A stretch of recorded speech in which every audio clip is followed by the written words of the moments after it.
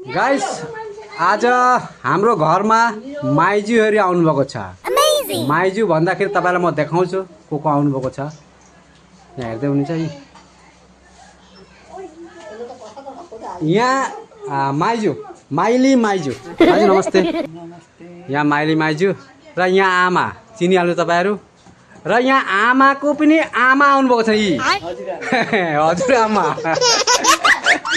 अनि यहाँ सानी आमा आमाको बुइनी देख्नुभयो र आमाको पनि आमा यहाँ आमा हुन्छ है। आमाको यता आमा हो काकी आमा र मेरो हजुर आमा।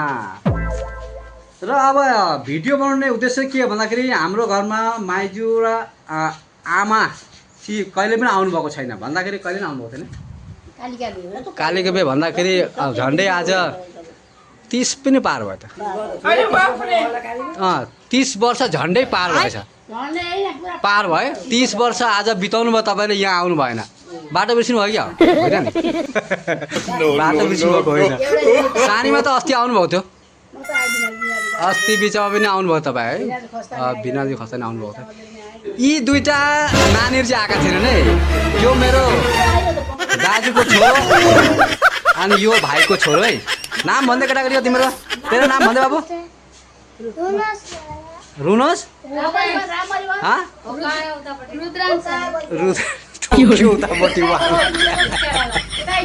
यहाँ ठोकिएछ बिचरा अलिकति ठोक्यो टाउको।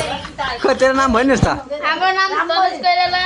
तनुज कोइराला। यो दाजुको छोरो है। यो मेरो दाजुको छोरो र यो मेरो भाइको छोरो। अनि यहाँ हुनुहुन्छ सानी आमा आमाको बुइनी अनि यहाँ हुनुहुन्छ आमै मेरो आमै यो मेरो आमै हुनुहुन्छ है। आमै हो कि दही हो? दही त होइन नि आमै भन्दाखेरि मै भएन नि। हाम्रो नेपालीमा चाहिँ खास गरी चाहिँ हामीले हजुर आमा भन्नुपर्छ। आमै भन्छ यो आमै कोही शब्द सुन्न चाहिँ राम्रो लाग्दैन।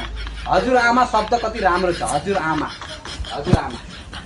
यहाँ आमा देखिरहनु भएको छ र यहाँ माइजू माइजू चाहिँ खास गरी माइली माइजू। नो नो नो नो यहाँ हुन्छ माइली माइजू। र यसरी घर परिवारमा आज पाहुना आउँदाखेरि घर कति उज्यालो हुँदो रहेछ हेर्नुहोस् है। घरमा पाहुना नआएर धेरै दिन भयो घर अन्धारो जस्तो लागेको।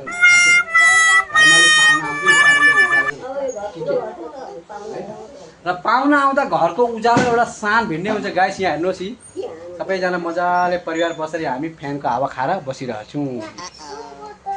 र यहाँ म पनि बसिरहन्छ उतापट्टि पर। र धेरै दिनपछि पाहुना घरमा आउँदाखेरि खुसी लाग्यो गाइस। र आज एउटा सानो भिडियो पनि बनाउनु मन लाग्यो मलाई किनकि अब खास गरी चाहिँ माइजू त आइरहनु भएको छ। माइजू अस्ति बुबा खस्ता पनि आउनु भएको थियो र यता सानीमा पनि यता आउनु भएको थियो। र यी नानी केटाकेटी चाहिँ आएका थिएन कहिले। र यहाँ खास गरी चाहिँ आमै यो बाबु आएको थियो नि अस्ति नि सायद बाबु आएको थियो त्यहाँ। यहाँ खास गरी चाहिँ हजुरआमा आउनु भएको थिएन र खास गरी चाहिँ मैले भिडियो बनाउने कारण उद्देश्य यो हो कि हजुरआमा चाहिँ आउनु भएको थिएन र आज एउटा मैले सानो भिडियो बनाएँ गाइस। र माइजू त आइराख्नु भएको थियो। माइजू आइरहनु त सानीमा पनि आइराख्नु भएको थियो। नानीहरू यो भाइ आएको थिएन।